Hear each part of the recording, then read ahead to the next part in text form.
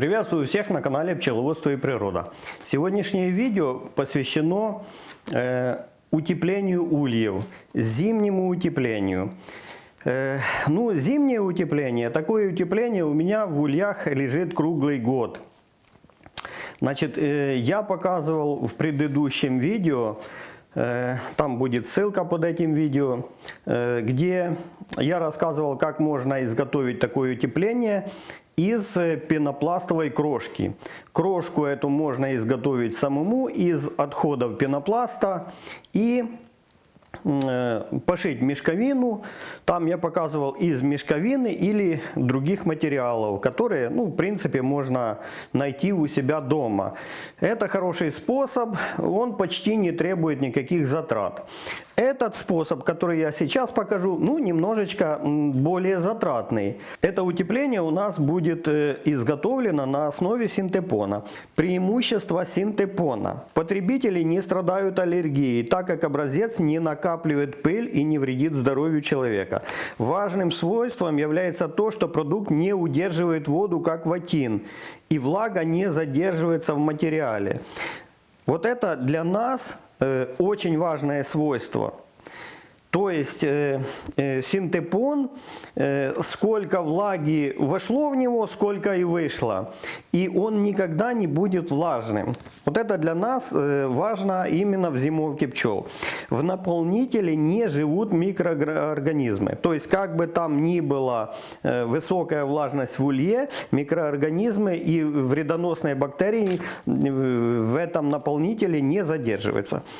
Плотность стеганого синтепона составляет от 35 грамм до 2500 грамм на метр квадратный. Это одна из важных характеристик синтепона. Когда покупать ее в магазине, то там вот синтепон и там стоит марка. Например, 100, 200, 300 и так далее. Я покупал синтепон, зашел в магазин, посмотрел 100. Значит, 100 грамм на квадратный метр, это порядка 2 сантиметров.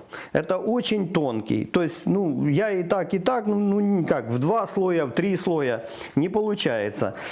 Значит, поискал в других магазинах, нашел, значит, такой мелкооптовый склад-магазин. И вот этот синтепон, который я купил, на 300. То есть производится от 35 до 2500, но это крайние характеристики, их очень мало. То есть самый распространенный это где-то 100, 50, 100 может быть, 300, чуть-чуть выше. Те, что крайние, это уже эксклюзив. Дальше. Упругость. Форму ткань держит отлично и восстанавливает ее, если подвергнуть изделию сжатию. То есть, как его не нажимай, вот я по нем хожу, встал, и он сразу приобретает ту же форму. Как его не растягивай, не сдавливал, он то же самое сразу приобретает ту же форму, которую имеет. Он не теряет форму даже при машинной стирке. Стирать можно вручную или машинкой с использованием деликатного режима. Этот материал можно встретить в абсолютно разных вещах, от мебели до детских игрушек. Синтепон применяют для обивки мебели, для наполнения верхней одежды, как наполнитель. Наполняют подушки, матрасы, одеяла, чехлы. Его используют в качестве наполнителя детских мягких игрушек. То есть, почему я так подробно остановился на этом? Синтепон достаточно такой универсальный материал и, в принципе, как утеплитель очень хорошо подходит в нашем случае. Итак, я буду использовать для своего утепления синтепон, марки, можно сказать, 300. 300 грамм на квадратный метр. Это и есть порядка 3 сантиметров толщиной. Толщина это условная, потому что вот она. Она может до нуля сжиматься и также легко расправляться. Значит, синтепон этот, я купил кусок 13 метров. И ширина 1,5 метра. Использовать я его буду. У меня ульи в основном, для которых я его хочу использовать, улья-лежаки на 24 рамки. Исходя из этого, вот самое дальше основное начинается, как правильно раскроить. Я сразу сделал несколько ошибок в начале, и я сейчас в процессе работы расскажу.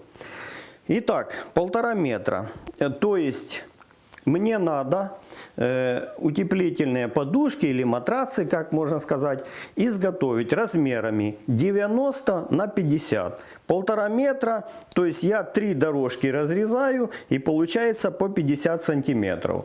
Длина должна быть 90 сантиметров, поэтому я сразу отрезаю 90 сантиметров кусок. Вот я замеряю 90.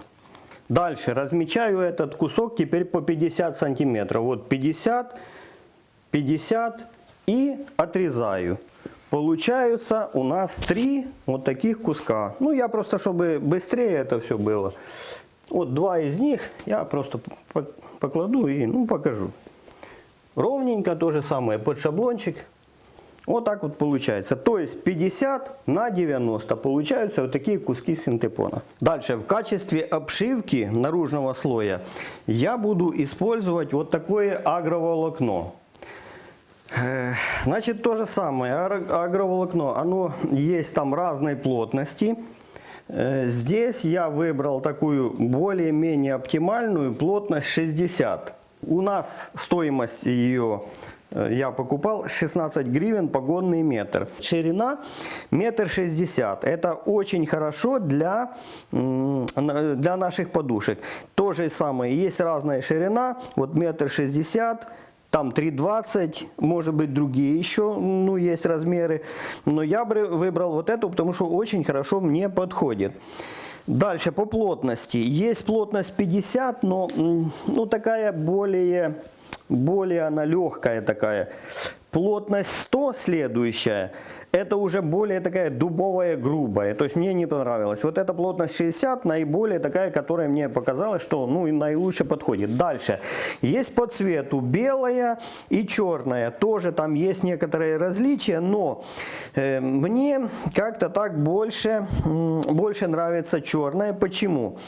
Потому что на ней меньше видно различных, если пропылесуют где-то, какие-то, там потертости, где-то что-то еще менее заметно. И кроме того, если все-таки где-то будет влажность, выставить на солнышко, солнышко сразу пригревает, это быстрее и просыхает, и все. То есть, черное мне больше подошло. Дальше.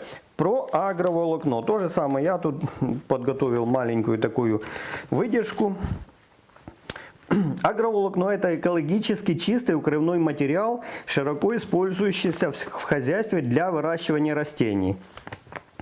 Все описание идет для выращивания растений. Но нам важно что? Одна из характеристик – дает возможность просачиваться воздуху, пару и воде, но оберегает от проливных дождей. Да, но это опять же для растений.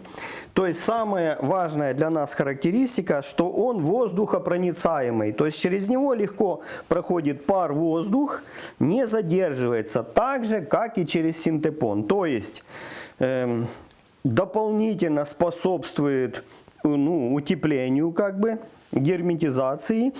И нигде здесь пар не будет задерживаться. То есть зимой это утепление будет сухое в любом случае. Но если, конечно, обеспечить выток этого пара, то есть должны быть вентиляционные отверстия под крышей. Итак, купил я такой кусок. Что здесь важно? Вот ошибки, которые я сделал. Значит, что я неправильно сразу порезал? Как я его неправильно порезал?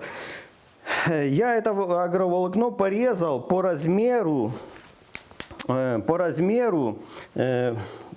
этого синтепона. И когда приходится делать шов, я как бы так наивно предполагал, что оно тут немножко сожмется и будет нормально. Но надо обязательно делать запас с каждой стороны, ну хотя бы по сантиметру, а то 1,5. Вот со всех сторон. И вот если так сделать, то тогда нормально синтепон там внутри будет без складок, без каких-то вот таких сжатий и так далее, и так далее. То есть вот поначалу я вырезал, ну вот такие как бы полоски. И вот если посмотреть, ну он практически тут со всех сторон, то есть ну, без таких зазоров. И когда прошить эту подушку, то тут получается такие внутри брызжи, такие. Ну то есть его невозможно там разгладить, этот синтепон. Вот первая моя ошибка. Поэтому если кто-то будет шить, делать сам, что-то подобное, обязательно где-то ну, по сантиметру, 1,5, где-то по 1,5 сантиметра с каждой стороны. То есть 1,5 сюда, это 3 сантиметра. Также сюда 1,5 сюда, то же самое 3 сантиметра. Это будет идеальный вариант. Итак, почему я говорю, что вот эта ширина очень хорошо мне подошла. Вот показываю. Ширина это агроволокна, вот, 1,60 м. Камеру ближе, чтобы показать, 1,60 м. Видно, да? 1,60 м. То есть, если 1,60 м разделить на 3 полоски, получается у нас приблизительно 53,3. Вот эти 3,3 сантиметра, это как раз тот размер, который пойдет на бока, для того, чтобы материал этот свободно, синтепон, потом внутри чувствовал себя свободно. Ну, это вот первая ошибка, на которой я хотел остановиться и ну вот рассказать. Дальше, какую я еще ошибку сделал? Значит, ну я смотрел, там везде показывают, что... Ну и производители делают, и в магазинах продают подобные подушки с такими, как закрепительными такими швами. Для чего это делается? Для того, чтобы ну, материал, который внутри, в этой подушке, не сдвигался влево-вправо.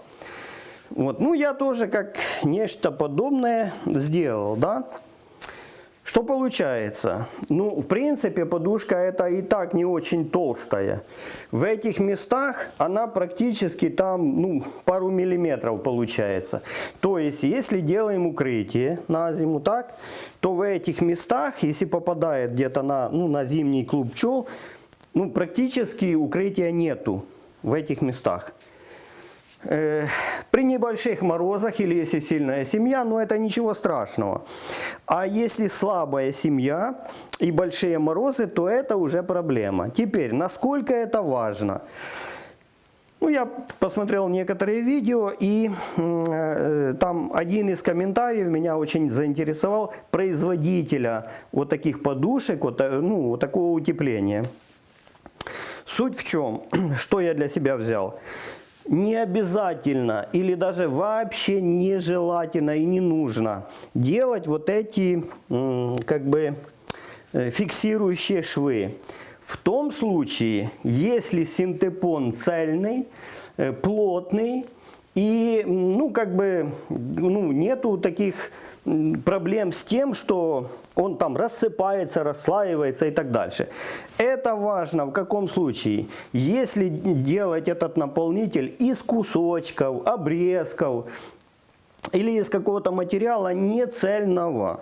То есть в этой ситуации эти швы, ну, такие закрепительные, абсолютно не нужны. Поэтому... Я вот несколько подушек таких изготовил. Я попробую эти швы порасшивать. В дальнейшем я делал такие подушки, ну или утепления, абсолютно без этих швов. Вот так вот оно выглядит. Если выдержать, значит, все размеры, то, о чем я сказал, то абсолютно ровненько, никаких там таких брыжей, ничего не будет. Размер для 24-рамочного улья получается 50 на 90. Итак, это агроволокно я разрезал каким способом? То есть 1,60 м ширина. Так? Я делал 3 дорожки 53,3 мм. Каждая дорожка, ну это приблизительно, тут понятно, что точности такой не будет, но 53,3 мм. Каждая дорожка. И длина у меня получалась, сейчас замерю, значит, 90 сантиметров длина у нас утепления. То есть мне надо было 180 сантиметров и плюс 3 сантиметра. То есть 183 сантиметра. Эти 3 сантиметра шли на шов и на то, чтобы не было этих брыжей, там складок внутри. С этого куска синтепона нам надо пошить такой мешок. Обычный мешок. Поэтому мы его складываем вдвое. Здесь выравниваем. Вот, выравниваем. И вставляем в швейную машинку.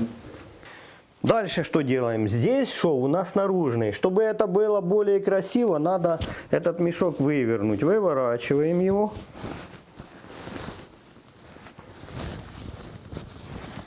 Тут уголки делаем красиво. Ну, уголки тут даже можно немножко прострочить. Вот эти углы. Тогда будет еще более красиво. Но я это не делаю. И теперь закладываем сюда наш утеплитель.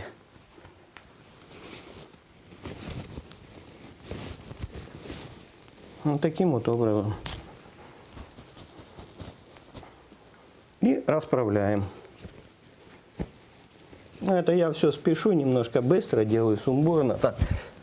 Так, когда не торопишься, оно немножко лучше получается. А так спешу на камеру.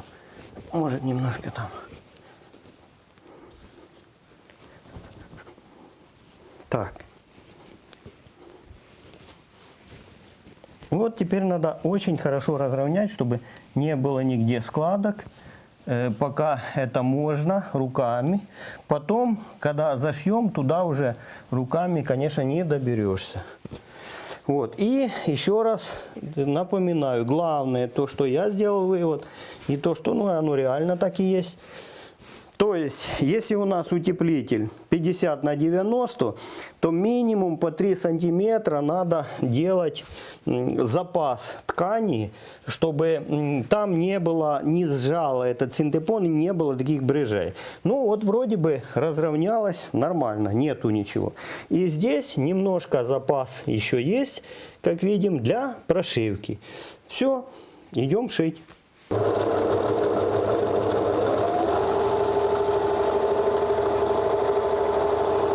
Ну, вот так вот выглядит полностью уже сшитая у нас эта подушечка или матрасик, как можно сказать.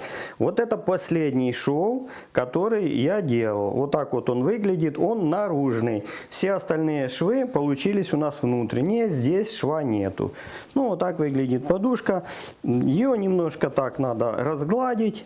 Ну, и вот так. То есть толщина где-то порядка 3 сантиметров. Вот, в принципе, такой толщины подушки достаточно и для зимы, и для лета, для средней и сильной семьи.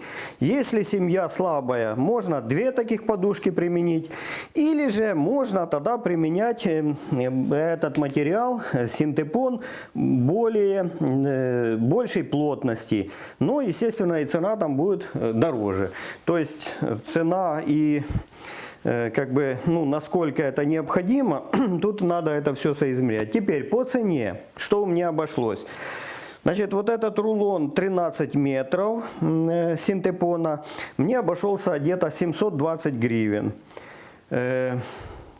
Агроволокно я купил 10 метров, это 160 гривен, но мне порядка 10 метров, может еще чуть больше надо будет. То есть на весь материал у меня где-то около 1000 гривен. Дальше, если разделить на количество подушек, то это получается порядка 23 гривен. Мне обошлось себестоимость такой подушки, такого утепления.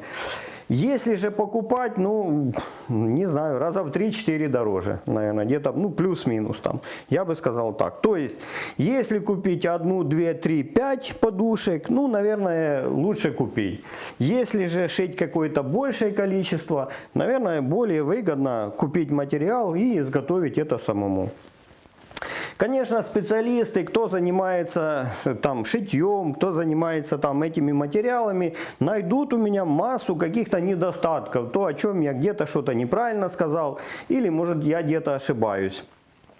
Поэтому я жду ваших комментариев, кто что об этом думает. Особенно интересно мне, если отзовутся производители, что-то я где-то не так, может, неправильно рассказал, или где-то что-то там по-другому. Кто уже использовал такие утеплительные материалы. Может, действительно надо здесь эту прошивку закрепляющую делать. Вот. Я на сегодняшний день думаю, что этой закрепляющей прошивки не нужно, здесь не нужно. То есть сколько будет эксплуатироваться эта подушка, не должно оно там сбиться, этот утепляющий материал. Поэтому жду ваших отзывов, пишите комментарии. На этом все. Пока.